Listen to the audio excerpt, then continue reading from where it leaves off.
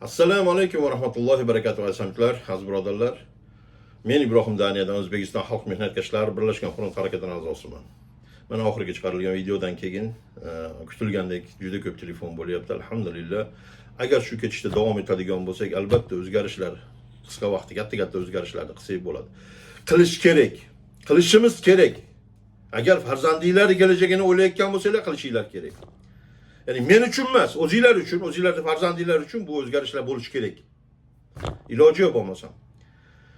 Yana bitta gapni gapirib o'tib ketay, chunki esimdan chiqib qoladi. Ko'p shu savol bor. Hamada, ya'ni 1000 ta odam telefon qilsa, 1000 tadan 1000 tasi bir xil savol beradi. Xalq uxlayapti. Xalq uxlayapti. Bu xalqni uyg'onish qiyin. Ya'ni hamma o'zini o'yga hisoblaydi. U hamma o'zini o'yga hisoblaydi. Bilinglarki, sizlar qanchalik o'zinglarni o'yga hisoblayotgan bo'lsanglar, qolganlar ham xuddi shunday. Uxlayotgan yo'q bu yerda. Uxlayotgan yo'q. Bilib qo'yinglar. Hamma o'zini harakatini qilaversin. Hamma o'zi uchun javobni beraversin. O'zinglarning farzandinglar uchun harakatinglarni qilaveringlar. Qolganlar ham xuddi shunday o'zini harakatini qilyapti. Bu yerda uxlayotganlar yo'q inshaalloh. Mana ko'p videolarda ko'rib qolaman, bu Shavkatdan boshlaydi. Bu Shavkat chiqib olib, demokratiya davlati, yangi zamonda yashayapmiz, yangi O'zbekiston, yangi zamon, demokratiyani tinmasdan gapiradi-da. Ya'ni bularning mullalari ham demokratiyani tinmay demokratiyani gapiradi. Sizlar bilamizki, faqatgina demokratiyani gapiradi. Bu Saidasi ham shu narsani o'rganib olgan, otasidan qaytarib, bu ham chiqib olib, o'ngga chiqdimi, demokratiyadan boshladi. Rossiyasiga bordi, demokratiyani gaplashyapti. O'zimizni O'zbekistondan qayerga borsa shu demokratiyani gapiradi. Bu demokratiyani gapirayotgan bu jumpurushlar qachon aytinglarki, qachon qayerda ko'rgansizlar? Demokratik davlatlarda otasi bolasiga meros qilib vataniga hukumatni topshirayotganini qayerda ko'ryapsizlar? Bormi shunaqa davlat? Bitta hamtasini aytinglarchi, demokratik davlatlardan bular shu jar solib demokratiya degan davlatlarda qaysi birida otasi bolasiga meros qilib qoldiryapti hukumatni. Bu faqat bu O'zbekistonda bo'lsa kerak. Bu noyob, bu shu Shavkatning nusxalari, bu noyob nusxalar ekanki, ilojisi yo'q noyob nusxalar ekan bular. Bularda ozdan chiqadi ham demokratiya, lekin u yog'ida yasab solib boshlayapti. Ya'ni otasidan bolasiga, bolasidan enasiga qoldirib bu narsa. Qachongadir sizlar bilan biz bu narsani sabr qilib ko'z yumib bu narsaga og'zimizni ochib o'tiraveramiz. Farzandlarimizning haqlarini poymol qilib o'rayotgan vaqtida. Endi ko'ringlar. Buni endi faqatgina bu zurriyotini buni ya'ni bu topni, ya'ni bu shaykani bitta Shavkat bu hozir hukumati keldi. Endi tasavvur qilinglar, bu bitta Shavkat, bu oiladan, bu topdan, bu podadan bittasi hukumatda o'tirganiga bular shunchalik o'zini yo'qotyapti-da. Shunchalik o'zini yo'qotyapti. Endi tasavvur qilinglar, buni agar qizi ham hukumatga keladigan bo'lsa, holilar nima bo'lishini. Mana bularning qo'shnilari, ya'ni bularning qarindoshlarining qo'shnilari, bularni taniganlar, bularning qandaydir tanishlari telefon qiladi, ancha-muncha dardini aytadi menga. Manaqa holat, men bularni eskidan taniyman. Bular nima ish qilasdi, nima qo'yasdi, ya'ni bular kimdan qarz olgan, nima bo'lgan, kimi pulini olib bermagan, kimga nima qilgan, kimga qanaqa zulm qilgan, hamma narsani ko'p muammolar. Endi bilasizlar, bizda bu narsani xalq faqatgina ularga achchig'i kelganda, undan keyin ularda haqiqatan yuzi ochilganda gapirishni boshlaydi. Unga dor sabr qilib yuraveradi. Ya'ni shunaqa qo'yaverdi. Endi mana shunaqa insonlar haqiqatan bulardan zulm ko'rishni boshlashi bilan telefon qilib gapirayotganlari bo'lyapti. Nima? Buni taniydi. Bu yillar mobaynida buni yoshligidan taniydiganlar, bularning qo'lin qo'shnilari bo'lganlar, buni kiyovlariniki, Saidasini taniydiganlar nima deydi? Bularga deydi, ya'ni ko'zingni chekasida qarab qo'ysang deydi, ko'zingni chekasida salom bermasang deydi. Yo bular deydi, qandaydir senga bironda gumon qilib qolsa deydi, tamom hayoting tugadi deyapti. Shunaqa holatga bor, ya'ni qo'lin qo'shnisiga, o'zini mahalla ko'yiga zulm qilayotgandan keyin. Endi tasavvur qilinglar, bu shu odamlar bilan arafalarda osh bo'lishgan. O'limi bo'ladigan bo'lsa, shular kelib tobutini ko'targanlarga zulm qilayotganlar. Sizlarni umuman tepalavoradi, bilib qo'yinglar. Tepalavoradi sizlarni. Shunaqa holatga olib keldi. Bugun mana bularni demokratiyasini mullachilariga doğru, da o'zidan tortib mullachasiga doğru gapiryapti. Xuddi yana g'am yegandek, yana xalqim u yoshlarimiz ya chet davlatlarda o'qilyapti, ularning boshlaridan nima o'tyapti? Oldin ham gapirganman bu narsani, shu narsani qaytarib o'tib ketyapman yana. Shunaqa holatlarda xuddi g'am yegandek gapiryapti. Endi bitta narsada bu nimaga o'xshataman bilasizlarmi? Nimaga o'xshaydi bu Shavkat sizlar bilan bizga chiqib olib chiroyli gapirishi, bu Saidasini chiqib olib sizlar bilan bizga chiroyli gapirishlar nimalarga o'xshataman? Xuddalik sizlar ham ko'cha-ko'yda yuradigan bo'lsanglar, kichkina itni bolasini ko'rasizlar yoki bir mishiqni ko'rsanglar, bunday engishib turib kulasizlar, u kulib turib chaqirasizlar. Bunday tabassum qilib haligi mishiqni bolasini chaqirasizlar, pish qilasizlar. Keyda kuch qilib itni chaqirasizlar yoki mishiqni chaqirasizlar yoki qo'yni chaqirasizlar. Endi shu hayvonga nisbatan ham sizlar bilan biz tabassum qilamiz-da, bizdan qo'rqmaslik uchun. Bu misol u tabassumni tushunadigandik. To'g'rimi? Endi biz sizlar bilan biz hayvonga nisbatan muomala qilyapmiz-da, shu yerdaligini o'zimizga yollab chaqiryapmiz, aldab chaqiryapmiz shu narsani. Biz silaymiz deb. Endi tasavvur qilinglar, biz insonmiz, to'g'rimi? Bu Shavkat ham sizlar bilan bizni ichimizdan, ya'ni shunday sug'urib olish uchun sizlar bilan bizga kulib, chiroyli gapirib, aldab siylab chaqirib oladi, undan keyin bilganini qiladi, bilib qo'yinglar. Bu hukumat uni ota-onasidan meros qolgan narsa emas. Bu teng huquqli davlatmiz, erkin davlatmiz, ozod 21-asrda yashayapmiz. To'g'rimi? Bu yerda hammamiz teng huquqli bo'lishimiz kerak. Hammani farzandi ilm olishga imkoni bo'lishi kerak. Nimaga bular hozir mana kommersiy maktablar qilyapti? Boylarning bolalari 400 millionga doğru, 300 millionga doğru yiliga pul to'laydi ekan bular maktabiga. Qaysi bir oddiy inson yo muhojirlik qilayotgan, qaydadir chet davlatlarda ishlab zo'r, ya'ni yemish-ichmishga pul to'playotgan odam, jo'natayotgan odam bu bolalarini bunaqa maktablarda o'qita oladi, aytinglarchi. Bugun holat xalqni tabaqaga bo'ldi. Maktablar tabaqaga bo'lindi. Endi tasavvur qilinglar, sizlarning bolalaringizda bular ochiq oydin aytyapti. Seni bolang haqqi yo'q, seni bolang o'qita olmaysan. O'qita olaysan, pul deb kelmenga deyapti. Pulni to'la, o'qit deyapti, bo'lmasam jil deyapti. Sizlarning bolalaringizda odam qatoriga qo'shmaganda sizlar odam deysizlarmi? Ha? Sizlarning bolalaringizga yaxshilik ilinmagan odamga sizlar yaxshilik ilinasizlarmi? Kim bular? Buni haqqi bor-u, sizlarning bolalaringizning haqqi yo'qmi? Shunaqa bo'lib yashashimiz kerakmi? Mana men shu oxirgi video chiqarishimga do'g'ri qilinadigan qancha ishlar qilindi, qancha joylar bilan gaplashildiki, shulardan javob kutildi. Yig'layovchi yillar mobaynida javob kutildi-da. Javob kutildiki, endi haqiqatan ayrim holatlarda umid uzib qo'yiladigan holatga bordi. Endi tamom bo'lmaydi shekilli deb. Yo'q, lekin alhamdulillah shunaqa javoblar keldiki, bugun sizlar bilan bizni qo'limizda qoldi o'zgartirish. Sizlar bilan bizni qo'limizda. Agar bu narsani sizlar bilan biz bu holatni o'zgartirishga harakat qilishga faqatgina birlashsak bo'ldi. Birlashadigan bo'lsak, bular hech narsa qila olmay qoldi. Tamom burchakka qisilgan holatda. Chunki bu Shavkat o'zi bir marta emas, 100 marta gapiryapti, to'g'rimi? Meni Amerika, ya'ni katta davlatlar bizni talayapti deyapti. Chunki hamma davlat o'zini kelajagini o'ylab siyosatini qiladi. O'ziga buferni zonalar qiladi, geopolitikasini yurgizadi va hokazo shunga o'xshagan narsalar qiladi.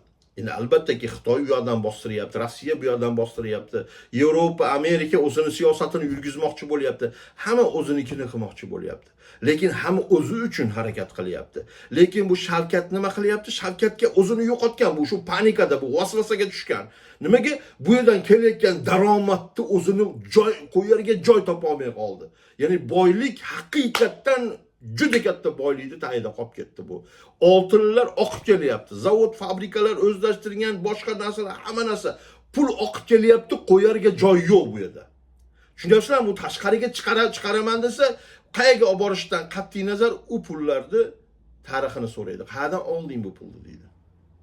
Agar bu endi Shavkat o'zi meni pulim deb olib bormaydi-yu. Podstavno firmalardan orqali qandaydir odamlarni soxta firmalariga orqali shu ya'ni yangi haligi firmalar ochib, u firmalarning nomiga haligi pullarni qo'yishni boshlaydi. Ular investor qiladi, boshqa qiladi. Endi ularni qaysi Yevropani banki bormi, Amerikani banki bormi, o'zi aziyatskiy banklarda ayrimlarini ham talab qiladi. Pulni tarixini ko'rsatib qo'y menga. Qayerdan keldi bu pul deydi.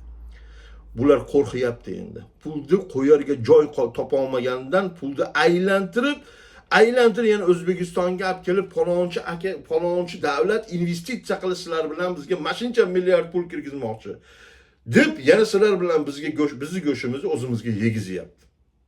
Shu bu pulga qo'yarga joy topolmasdan o'zini yo'qotib vasvasaga tushib siyosat yurgizishni bilmay qoldi bu.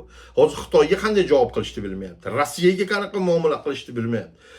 Yevropa Amerikaga qanday muomala qilishni bilmayapti. O'zini yana shu tog'miya siyosatini ko'ryapsizlar, ana qanaqa qilib buni atrofida yurganlardi. Bu sizlar o'ylaysizlar, bular davlat yurgizadiganlarmi? Bu talayapti bu. 30 yilda ko'rsatdi bular kimligini. Kimligini ko'rsatdi bular. Asli basharasini ko'rsatdi bular. Ne bu millatga nisbatan bularda mehri bor, oqibati bor, ne bu davlatni bular undirmoqchi, o'stirmoqchi. Bunaqa emas bular. Agar haqiqatdan bo'lganda siyosat umuman boshqacha bo'lasdi. Umuman boshqacha bo'lasdi. Bironta bizni yoshlarimizni tashqarida mehnat qilib, pul tirikchilik qilib, non istab yurganini ko'rmasdinglar bugun. Rossiyadan guruhlarda gruz 200 bo'l o'ligini kelayotganini ko'rmasdinglar bugun. Lekin bugungi kunda shu holatda yashayapmiz mana. Buni Shavkat xuddi g'am yegandek gapiryapti, lekin u tupurib qo'ygan bu narsaga bilib qo'yinglar. Zotan buni siyosati bu narsani qilyapti. Agar bu ishlar o'zgarib qoladigan bo'lsa, Mirziyoyev ya'ni pulsiz qoladi. Mirziyoyevning orqasida homiylari buni kirishalari turib bermaydi. Shu bugun Mirziyoyev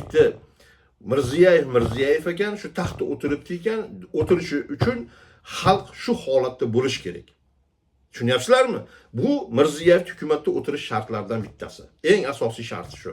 Ikkinchisi 30-yilga doir xalqning soni qisqan 20 millionga kamayish kerak. Buni yo'li qanaqa bo'lyapti? Mana ko'ryapsizlar. Ya'ni imkon qadar tashqarilarga chiqarib yuborishga yo'lini qilyapti. Istab qidirib, ya'ni o qayerga boradigan bo'lsam, bizdan immigrant olasanmi?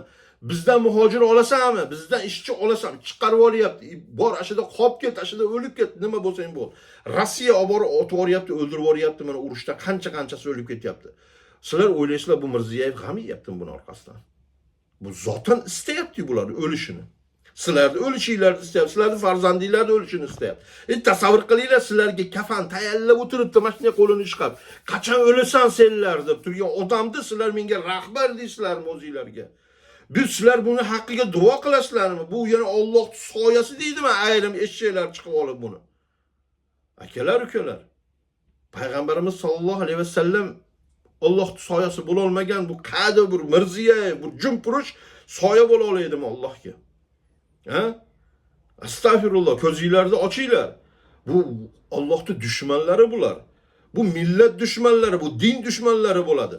Bu haqiqatdan Turkiy millatining dushmani, ya'ni sizlar bilan bizni dushmanimiz bular. Nimaga bular bo'lmasa tariximizni tikkalamayapti? Nimaga bizni ya'ni talagan Rossiyani oyoq osti, ya'ni hali ham oyoq osti bo'lishimizga yo'l qo'yyapti bu. Nota jo'natdik. Rossiyasiga, ya'ni bizni muhojirlarni tepalaganlarga nota seni notangga quloq soladimi? Uni deputati seni bir tinga olmayapti, Shavkat. Rossiyaning deputatlari bu Mirziyoyevni bir tinga olmaydi, ya'ni o'zini guberniyasi hisoblaydi u yerda. Qanday buni, ya'ni buni notasiga quloq soladi bu? Lavrov kelganini ko'rdinglar, to'g'rimi? Samolyotdan tushdi. Biznikilar kutib oldi, borib quchoqlayman dedi, quchoqlagan ham yo'q buni. Jirkandi bulardan. Irg'itib o'rgandir u kostyumini ham bu. Quchoqlagan kostyumini. Lavrov. Xuddi bu uni quchoqlash kerak. Bu Lavrovning oldida bular tiz cho'kadigan holatga borib qo'ygan bulardi. Qanday buni yana qaysi jur'at bilan meni quchoqlayapsan degandir alohida kirib olgandan keyin. Qaranglar, Rossiyada o'tirib turib O'zbekistondagi til siyosatiga o'zini burnini tiqyapti bular. O'zbekistonda bo'layotgan siyosat, ya'ni biladi bu ular yurgizayotganini. To'g'rilab turibdi, ko'tiga tepib turibdi, Shavkat deyapti. Ko'tiga bir tep to'g'rilab qo'yma onani deyapti. Mana shuni rahbar deysizlarmi o'zinglarga? Mana shuni yurtboshi deysizlarmi o'zinglarga? Shunaqa bo'ladimi, ha? Yurtboshilik shunaqa bo'ladimi? Bu qanaqasi bu? Akalar, ukalar. Bugun sizlarni bolalaringlar sizlarga suyangan holatda turibdi. Meni har bittalar bolalaringlarni oldida sizlar ham sizlarni vazifalar bor, bolani dunyoga keltirganinglardan keyin. Ularga tarbiya berish, ularni oyoqqa qo'yib qo'yish, o'zining dinida mustahkam bo'lib qolish. Agar u musulmon bo'lsa alhamdulillah. Shuning uchun akalar, ukalar, sizlar o'zingizlarni vazifalarni oxiriga yetkazib qo'yinglar. Mirziyevga qul qilishga bu dunyoga keltirmadinglar farzandinglarni. Mirziyevni bolalariga qul bo'lish uchun kelmadi ular, farzandinglar. Agar sizlar qul qilayotgan bo'lsanglar, istab qul qilayotgan bo'lsanglar bilmadim. Lekin farzandinglar bu dunyoga ozod erkin inson bo'lib tug'ildi. Lekin sizlar o'zingizlarda qo'rqoqliginglar bilan, e'tiborsizliginglar bilan yo nafsinglarga quloq solgan holatda farzandinglarni qul qilib beryapsizlar. Mirziyev degan bitta jumpurushga.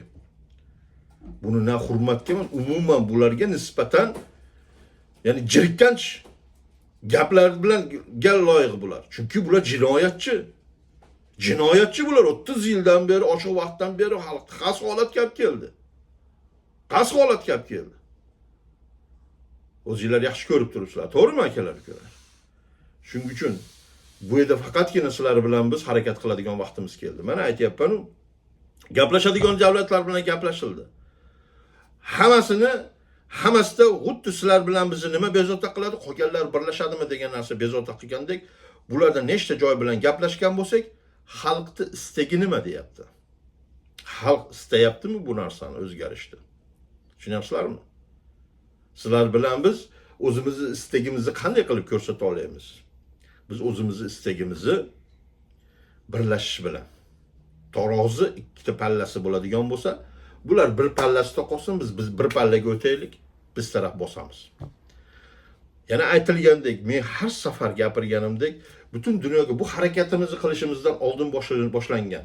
Ya'ni biz qon to'kmoqchi emasmiz. Biz ekstremist emasmiz. Biz terrorist emasmiz deb turib boshlangan bu narsa. Shuning uchun akalar, ukalar, bir harakat qilayotgan bo'lsak, har bir ishimizda bamaslahat ish qiladigan bo'lsak, inshaalloh katta-katta o'zgarishlarga erishamiz. Katta-katta g'alabalarga erishamiz. Chunki haq biz tarafda, g'alaba biz tarafda bo'ladi inshaalloh. G'alaba biz tarafda, shuni bilinglar. Kuch bizmiz bu yerda.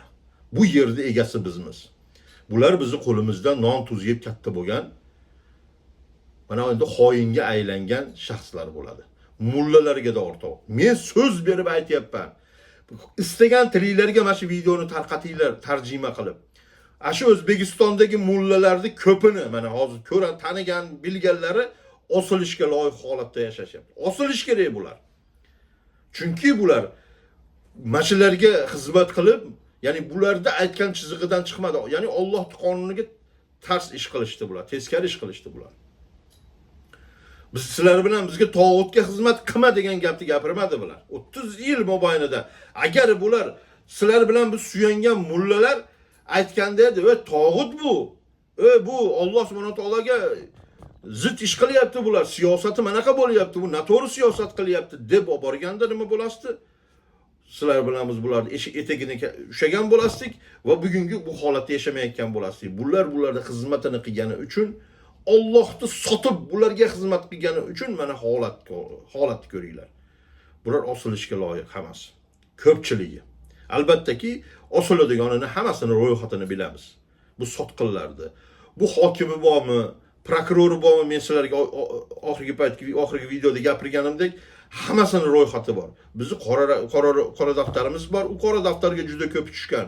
Ya'ni bizni safdoshlarimiz aytgan mahalla, ko'y kimki bo'ladigan bo'lsa, shu butun O'zbekistonning xalqi zulm ko'rgan ichki ish xodimlarini, prokuraturasi bormi, SMB'si bormi, hokimi bormi, selseveti bormi, kimisi bo'ladigan bo'lsa, ularning ustidan, ya'ni ular to'g'risida ma'lumotni bergan bizga.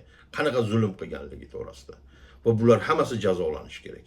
Jazolanish kerak, mulklari musodara bo'lib, shu jabri ko'rganda foydasiga o'tish kerak. Jabri ko'rganlarning foydasiga o'tish kerak bularning mulklari. Chunki bular jabr berdi. Ular ko'plarini ota-bobolarga dor qamab bordi. Onalarini qamagan, farzandlarini qamagan, farzandlari onalarini ko'rmasdan onalari o'tib ketdi mana ko'pchiligi, to'g'rimi? Bu siyosatni buzib, chachib, xalqni, millatni bu holatga olib kelganlarni jazolaydigan vaqtimiz keldi. Sizlarni, yoshlarni bu, ya'ni chet davlatlarga chiqarib, xorzor qilib, migrant qilib, har xil nomlar bilan ataladigan qilib, mana qul holatga olib kelganlar bugun jazolanadigan vaqt keldi. Bularning mulki sizlarning mulkinglar bo'lishi kerak bugun. Bular o'g'irlangan pullar vatanga qaytish kerak bugun. Bironta uysiz qolmaydi inshaalloh. Men oldin gapirganimdek, bironta uysiz qolmaydi. O'zbekistonda yer bu millat uchun sotilmaydi. O'zbekiston vatandoshi degan pasportinglar bormi? Tamom, sizlarga davlat uy sotmaydi, sizlarga tekinga beradi farzandinglarga. Sizlarda o'zingizlarning uylar bo'ladi, farzandinglar 18 yoshga yetdimi, uylandimi, tamom shu soatdan boshlab bitta uy oladi. Ariza yoziladi. Esinglarda bo'lsa, sayz davrida bo'lasiz. Ariza yoziladi. Meni o'g'lim bor, uylanyapti. Shunga bir yashash manzil, ya'ni yer ajratib beringlar. Shunda shu vaqtda o'zida u bola, ya'ni o'qishidan qolmaslik uchun, o'zini qilayotgan shu vatanga qilayotgan mehnatidan qolmaslik uchun davlat u bolaga uy qurib beradi. Davlat topayotgan puli oltinlar Mirziyoyev cho'ntagiga, sudyalarda, prokurorlar cho'ntagiga tushmaydi. Xalqning ixtiyoriga sarflanadi. Xalqqa uy quriladi. Xalqqa, ya'ni kasalxonalar quriladi, bog'chalar qilinadi. Nimaki xalqqa kerak bo'lsa shu ishlar qilinadi sotilayotgan oltinlarga. Siyosat kuchayadi, vatanimiz boyiydi, kuchayadi. Xalq boyiydi ekan, vatan boyiydi. Shuning uchun akalar, ukalar, bu sizlar bilan bizni kelajagimiz bu narsa. Sizlar bilan bizni kelajagimizni, sizlar bilan bizni boyligimizni o'zlashtirayotgan xoinlarni burnini yerga ishkaydigan vaqtimiz keldi. Xoinlarni eng og'ir jazolar bilan jazolaydigan vaqtimiz keldi. Bo'ldi. Bas qilaylik bu narsalarni akalar, ukalar. Hukumatni o'nglaydigan vaqtimiz keldi. Vatanimizni tozalaydigan vaqtimiz keldi. Bu qo'ng'iz tarakallardan, bu kalamishlardan tozalaydigan vaqtimiz keldi. Buni qaramanglar chiroyli gaplariga, chiroyli kiyimlariga, bu chiqib olib har xil va'dalariga qaramanglar. Mana 30 yildan beri bironta va'dasini ustidan turmadi. Bular qilayotgan bo'lsa, bularni o'zini buyrug'i va o'zini siyosatini qilyapti bular. Sizlar uchun emas. Bu Mirziyoyev kerak bo'lsa, sizlarni borliginglarni ham bilmaydi ayriminglarni. Umuman borliginglarni bilmaydi. İşte mono mahallada manaqa inson bor deb bilmaydi, bilmagan ham bu narsani. Istamaydi ham buni bilishni bilib qo'yinglar. U rahbar bo'ladimi? Shunaqa rahbar bo'ladimi, aytinglar? O'zbekistonda nima bo'layotganini, oltin qayerga ketyapti, neft qayerga ketyapti, gaz qayerga ketyapti, boyliklar qayerga ketyapti, O'zbekiston yiliga qancha daromad topyapti-yu, daromadlar qayerga sarflanayotganini bilmaydi biroq. Aytinglarchi, Mirziyoyevning qaysi opasi yo, qaysi xolasi yo, qaysi akasi yo, qaysi ukasi, qaysi biriga otasi, ota bobosidan bu millionlar qoldi. Aytinglarchi, bu millionlar, 100 millionlab dollarlar qachon qoldi? Buni Otabek kuyovini hammamiz yaxshi bilamiz buni. Men Farg'onadan buni bilaman buni. Qanaqa bir shakal bolaligini. Mana endi hozir bu bizning mulkimizga ega bo'lib olib, yaltir-yultir qilib yuribdi oilasi bilan, to'g'rimi? Buni unaqa millionlari borligini hech kim bilmagan, hech kim yo'q bo'lgan ularda million unaqa. Sizlar bilan bizni pulimizga garillab yuribdi bugun. Nimaga sizlar bilan bizni bolalarimizni pulini bular yo'q, bo'xsiydik qiladi-yu, sizlar bilan biz og'zimizni ochib o'tiramiz, aytinglarchi. Shuning uchun vaqti, ya'ni vatanimizni o'nglaydigan vaqtimiz keldi. Tamom. Aqlinglarni yig'inglar, bo'ldi. Farzandinglarning kelajagini o'ylanglar, Mirziyoyevni o'ylamasdan. Mirziyoyevni bolalarini o'ylamanglar, sizlar o'zingizlarni kelajaginglarni o'ylanglar. Akalar, ukalar. Shunaqa gaplar. Bu ishni o'nglamaydigan bo'lsak, aytib qo'yayki, bundan da battar holatlar kutadi farzandinglarni. Bugun sizlar belinglarda quvvatinglar bor ekan, harakat qilib biror narsani o'nglaydigan holatda ekansizlar, o'nglolmayapsizlar. Ertaga bolalaringlar nima qiladi? Alloh ko'rsatmasin, ertaga sizlarning boshingizga bir ish tushadigan bo'lsa, shu voyaga yetmagan bolalaringlarning boshiga nima ishlar tushishini bilasizlarmi? Orqasida davlat turibdimi? Orqasida bironta idora bormi ularni himoya qiladigan? Ularni baqadigan, issiq-sovug'idan xabar oladigan yo'q. Sizlar bilan biz u davlatni qurishimiz kerak. Shu davlat ularga kafolat bo'lib turish kerak. Bugun seni otang menga xizmat qilyapti deyish kerak u davlat. Otangni boshiga bir ish tushadigan bo'lsa, men otalik qilaman deydigan davlat bo'lish kerak u yerda. Tushunyapsizlarmi? qo'lin qo'shnilar shunaqa, ya'ni sizlar bilan biz tikkaladigan narsalarimiz nima? Orimiz, nomusimiz, oradagi oqibatimiz. Farzandlarimiz bu holatga tushmas kerak qaytib. Oqibatni o'nglashimiz kerak bir-birimiz bilan. Buning uchun birlashishimiz kerak. Bugun ko'rsatishimiz kerak oqibat qanaqa bo'lishini, mehr qanaqa bo'lishini, birlik qanaqa bo'lishini, Turk millat qanaqa kuchli bo'lishini bugundan sizlar bilan boshlashimiz kerak bu narsani. Qadi kelib jumpurushlar silatib, sizlar bilan biz tepalayapti. Tepalashda undan battar holatga borishni istayapti bular. Faqatgina sizlar bilan biz yo'l qo'ysak bo'ladi bu narsa. Bilib qo'yinglar. Avvalolloh. Shuning uchun akalar, ukalar, ko'zinglarni ochinglar, videoni tarqatinglar. Qancha tez, qancha ko'p odam ko'rsa, shuncha yaxshi. Ya'ni sizlar qila olmayotgan ishni qiladiganlar hech bo'lmasa harakatga kiradi. Shuning uchun sizlarni qo'lingizdan hech bo'lmasa tarqatish kelsa tarqatinglar bu videoni. O'zgarish, bu holat o'zgarmasa bo'lmaydi. Madigar bozor bo'lib ketdi, ayollarning madigar bozori, bu yoqda erkaklarning madigar bozori. Yoshlarimiz o'quv berdi. Qayoqqalargadir chiqib ketish kerak, nimalardir ham 3-4 so'm pulni orqasidan u yoqqa borish kerak. Ona bu yerda kasal, ota o'lgan, xotini qo'lma-qo'l, bolalari bir ahvol. Bu qanaqasi bu? Bo'ldi. Bularning vaqti tugadi akalar, ukalar. Bularning vaqti keldi. Bular uyda uchadigan vaqt keldi. Bular jazolanadigan vaqt keldi. Tamam. Shuning uchun videoni tarqatinglar, keyingi videolarda ko'rishguncha assalomu alaykum va rahmatullohi va barakatuh.